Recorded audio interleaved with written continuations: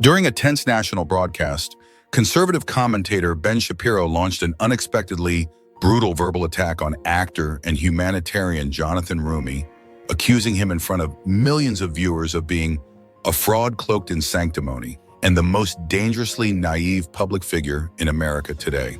What happened next would leave the nation in stunned silence. Roumie's quiet, devastating response didn't just defend his integrity, it unraveled a long-standing media narrative and exposed deep moral contradictions, setting off a viral firestorm of truth, humility, and public reckoning that would shake the cultural foundations of the country. It began as a seemingly routine Sunday morning segment on Meet the Nation. Viewers tuned in expecting a polite exchange about faith, public life, and cultural leadership. Seated across from each other in the studio were Jonathan Roumie, a man known for his deeply spiritual roles and community outreach, and Ben Shapiro, a fast-talking provocateur with a reputation for intellectual combat. The discussion began with standard questions about the role of faith in modern America, but the tone shifted abruptly. Without warning, Shapiro leaned forward, eyes cold behind his glasses, and fired the first shot. "Jonathan, you pretend to represent virtue, but you're nothing more than an actor who's deluded enough to think he's a spiritual authority. Frankly, you are dangerous. You encourage weakness disguised as compassion, and your silence on real issues is cowardice, not humility." A wave of gasps swept through the studio. The moderator stiffened. The control room went dead quiet, but Shapiro wasn't finished. "You've accomplished nothing meaningful. You posture, you speak in vague spiritualisms while the world burns. You're not a healer, you're a distraction." The camera cut to Roumie. He didn't move. His hands remained folded, his eyes steady, not in anger, but in focused calm, like a man listening deeply, almost prayerfully. Viewers at home could feel something shifting. The moderator, visibly uncomfortable, tried to interject. "Jonathan, would you like to respond?" Roumie slowly nodded. He leaned forward, not to defend himself, but to offer something deeper. His voice was soft but unwavering. "Ben, you've built a career speaking faster than people can think, but sometimes truth doesn't need to be loud. It just needs to be lived." A ripple passed through the audience. "You accuse me of pretending," Roumie continued, "but I've spent the last 10 years holding the hands of grieving parents, comforting addicts in recovery, and praying with the homeless on sidewalks your commentary ignores. I've seen suffering, not in headlines, but in human eyes." Ben scoffed, clearly unprepared for the direction things were taking. "You talk about meaning, but I've witnessed people die in silence, without dignity, while cultural influencers like you filled the air with noise." Roumie's eyes locked onto his opponent, not with judgment, but with piercing clarity. "The truth is, I don't need to be right. I need to be honest. You speak in arguments, I speak in testimony." The moderator leaned forward, visibly sensing the emotional gravity in the room. Roumie opened a small leather folder in front of him and began placing letters on the desk. Handwritten notes from veterans, widows, recovering addicts. Stories of loss, of healing, of grace. The camera zoomed in. No charts, no data, just pain and redemption in ink. "Ben, while you've been hosting debates, entire communities have been quietly drowning. These letters are not statistics. They are sacred." Shapiro shifted uncomfortably in his chair. Roumie's tone dropped back lower, more solemn. "You want to talk about results? In 5 months, our grassroots initiative has placed over 12,000 homeless individuals in stable housing, partnered with parishes to fund mental health clinics in 14 cities, and reunited dozens of families torn apart by addiction." "You didn't come here to debate," Roumie added with a whisper that somehow carried the weight of thunder. "You came to discredit what you don't understand." The audience held its breath. And then came the line that would echo across the country. "You weaponize logic. I bear witness to truth." There was no cheering, no music, just silence, deep, reverent silence. Roumie gently placed his palm on the stack of letters. "This is the evidence I carry, and it cannot be fact-checked away." Phones across the studio were raised. The moment had already gone viral. But it wasn't outrage that people felt. It was something older, something sacred, conviction. Shapiro sat still, his previous confidence visibly cracked. His hands trembled faintly. The audience no longer watched a battle. They watched a man see himself, perhaps for the first time. The confrontation had long since moved beyond a debate. It had become a reckoning, a sacred moment of truth so raw and unvarnished that America could no longer look away. Within minutes, the internet erupted. Clips of the exchange spread like wildfire across X, formerly Twitter, bearing hashtags like Roumie Speaks Truth and #Shapiro Shaken. TikTok flooded with emotional reactions. Veterans in tears, disillusioned liberals staring in reflective silence, and everyday Americans whispering, "Finally, someone said it." Behind the scenes, Shapiro's team scrambled in hushed chaos, whispering into phones, desperately trying to contain what was clearly uncontainable. Meanwhile, Jonathan Roumie sat still, utterly composed. He wasn't there to gloat. He wasn't there to conquer. He was simply doing what he had been called to do: speak the truth with humility and conviction. He continued calmly, unfolding more handwritten testimonies, stories from veterans whose benefits had been denied, from single mothers whose housing funds had vanished, from working-class families promised help but delivered silence. These weren't policy points. They were people, forgotten, wounded, real. America deserves the unfiltered truth, Roumie said gently, yet with iron resolve. And the truth is this: for years, men like Ben have dominated the discourse, speaking louder than the people they ignore. But they've delivered nothing but culture war noise, while real communities have suffered in deafening silence.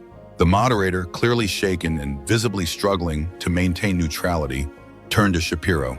"Mr. Shapiro, would you like to respond to these very serious accounts?" Ben tried to reassert control, but his voice cracked ever so slightly. This is pure sentimentality disguised as substance. He's parading letters and emotions instead of facts. It's performance. It's manipulation. Roumie stood slowly. There was no anger in his voice, only clarity, an authority that didn't come from a position, but from presence. "Then let me be clear," he said softly. "Every letter, every name, every date I have referenced will be published online tonight, verified, unedited, and open to public scrutiny. And if a single testimony proves false, I will walk away from this work tomorrow, permanently." The studio fell completely silent. Shapiro blinked rapidly. His mouth moved, but no coherent words formed. The gravity of the moment hung heavily in the air. Across the country, millions watched with wet eyes, not just because of the revelations, but because of what those revelations symbolized: decades of deception and the pain of finally being seen. Then Jonathan did something no one expected. He turned, not to his opponent, but directly to the camera. "My grandfather was a shoemaker in Queens," he began, his voice trembling with quiet reverence.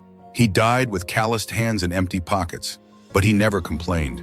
All he ever asked was that those in power wouldn't lie to his children. That's why I do this, not to win debates or trend on Twitter, but to stand up for the silent millions who are tired of being statistics on a spreadsheet." Social media lit up with responses. A retired truck driver in Ohio tweeted, "He's not yelling, he's not insulting, but I've never felt more defended in my life." A widow in Texas posted, "This man is speaking for us.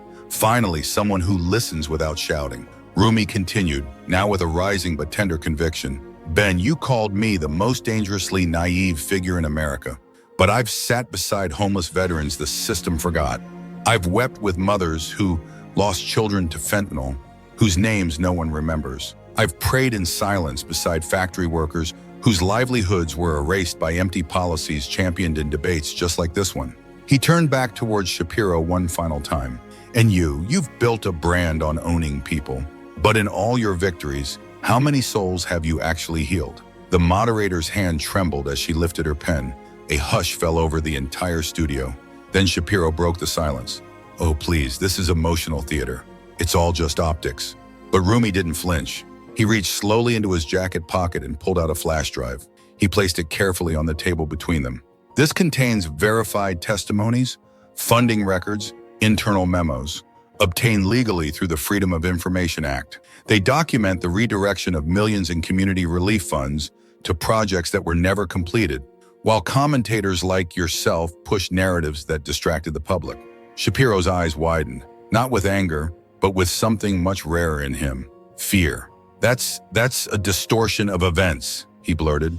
Roumie didn't respond to the outburst. Instead, he turned to the moderator and said calmly, "I'll email the files to your production team within the hour. Every line is sourced. Every case is real. You are free, no, obligated to verify." The room froze. The audience was no longer watching a television segment. They were witnessing a reckoning. Not of a man, but of a cultural era. And the reckoning had a name: truth, spoken not with fire, but with light.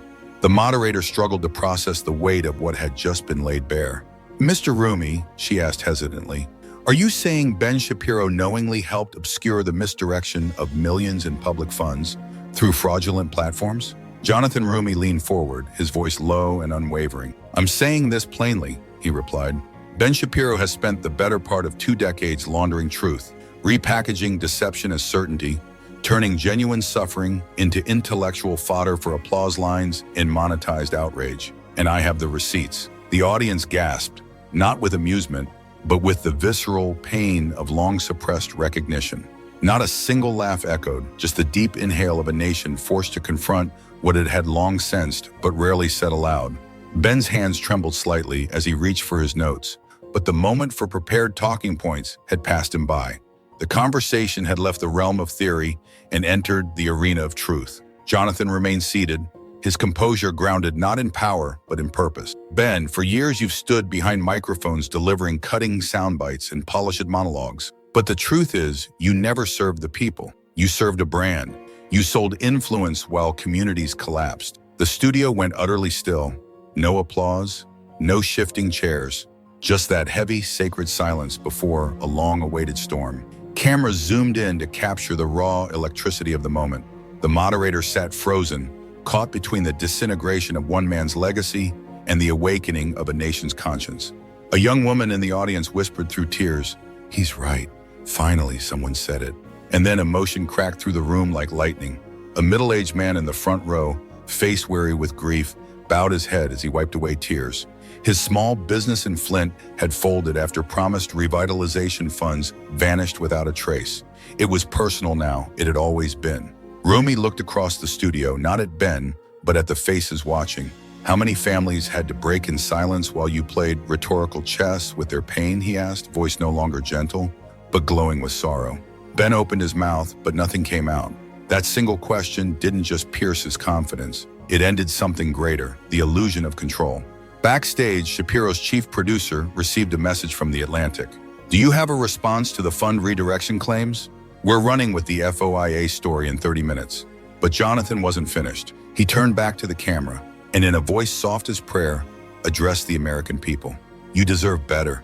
You deserve leaders who didn't lie, with clean hands and steady voices. Your betrayal didn't come from nameless enemies. It came from those who looked you in the eye and said, 'Trust me,' while they built platforms on your suffering." Across the country, viewers wept. Not for Jonathan, not even for Ben, but for themselves. They wept because someone had finally put words to what they had lived. Comment threads flooded with heartbreak and fury. "My father died waiting for a clinic that was fully funded, but never built. Ben didn't get dismantled tonight. He got unmasked." And then an unexpected figure rose from the audience. An elderly man, frail but proud, wearing a worn Navy veteran's pin. He didn't speak at first. He simply raised a trembling hand. Jonathan saw him immediately and offered a nod of respect. When the man spoke, his voice shook with reverent pain. "Mr. Shapiro," he said quietly, "you personally promised us better VA care in 2011. But I buried my wife waiting for the treatment you said would come. It never did." You could hear the sound of collective heartbreak settle on the room. "I gave this country everything," the veteran continued, "and for years I believed your polished words. But tonight, Mr. Roumie gave me something you never could. The truth." Ben looked down. For the first time all night, he appeared truly diminished. The veteran turned to Jonathan. "Mr. Roumie, please, don't stop. We need men like you, I beg you." Jonathan rose from his chair slowly and offered the man a solemn salute. Not as a performance, but as sacred acknowledgement. "You have my word," he said, voice breaking. "I will not stop fighting for truth, for accountability, for you." The studio erupted, not in applause, but in something deeper. People stood not to cheer, but to bear witness, to honor a moment that transcended divisions. Hope had been reawakened. Even those who disagreed with Roumie politically now found themselves moved to tears. The human in them had been touched. Ben Shapiro's hands visibly shook as he reached for a glass of water.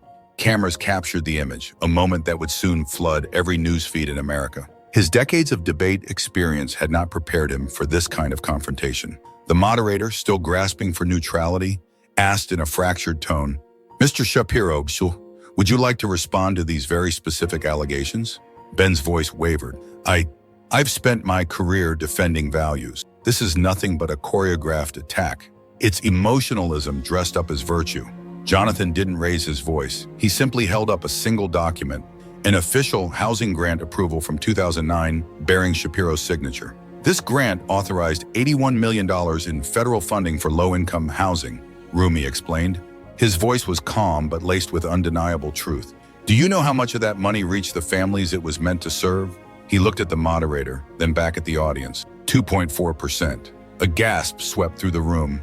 Roumie wasn't finished. The rest?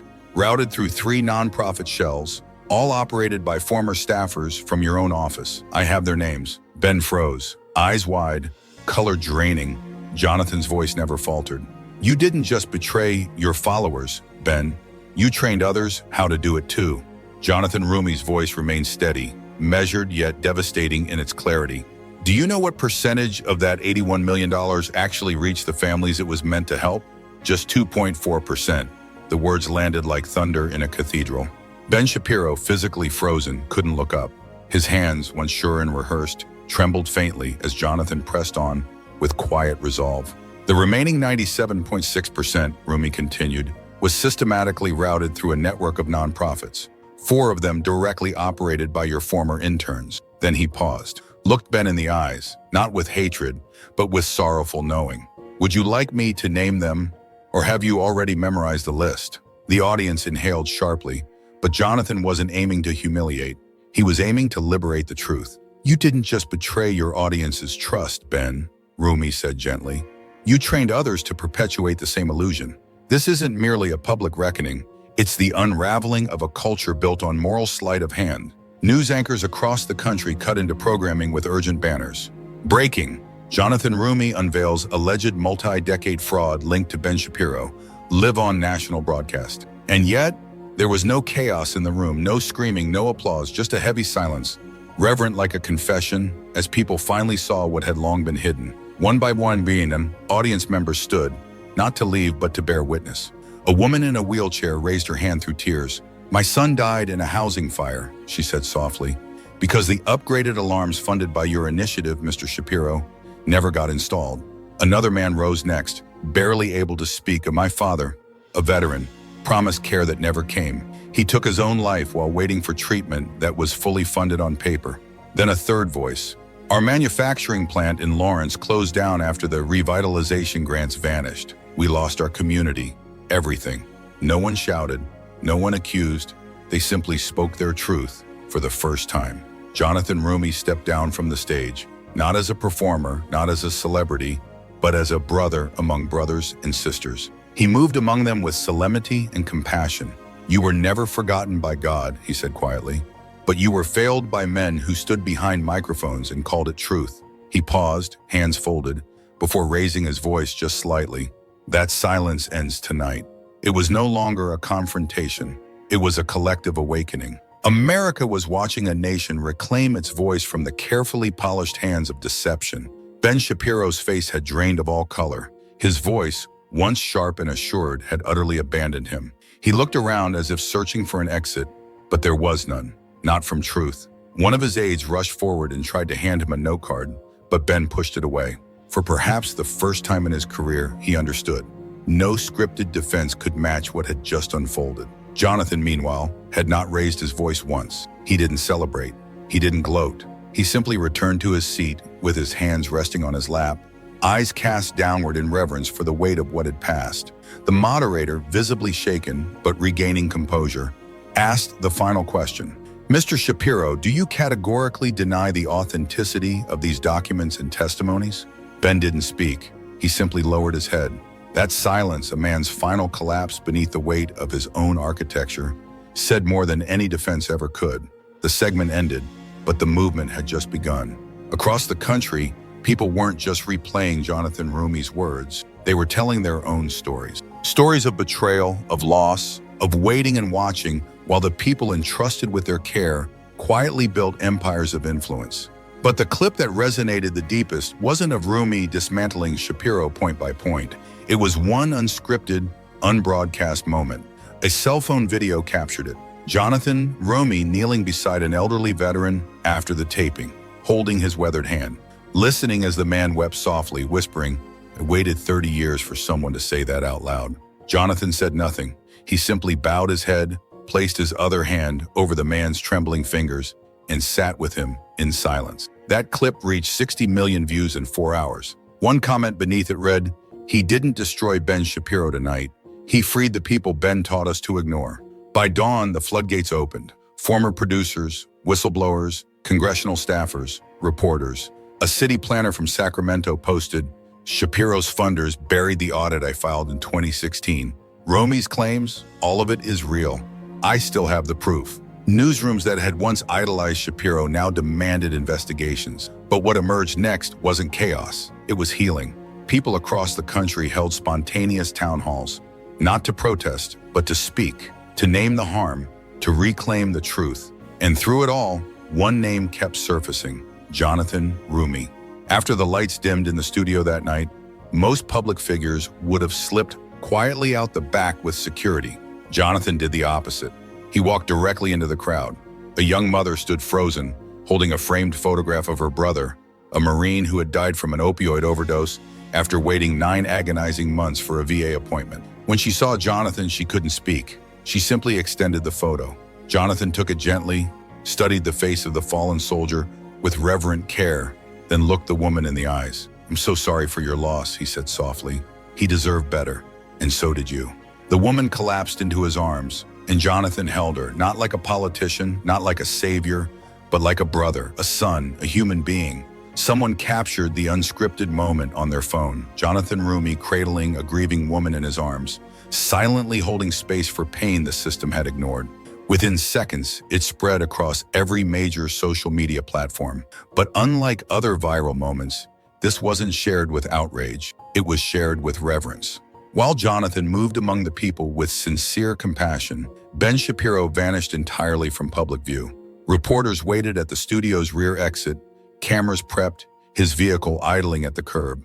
But he never emerged. No press statement, no apology, no attempt to answer for what had unfolded on live television. Inside his private dressing room, Shapiro sat slumped, head in hands, his phone buzzing with headlines he could no longer outpace. One message, from his former executive producer, read simply, "It's over, Ben. You need to step down tonight." And so he did.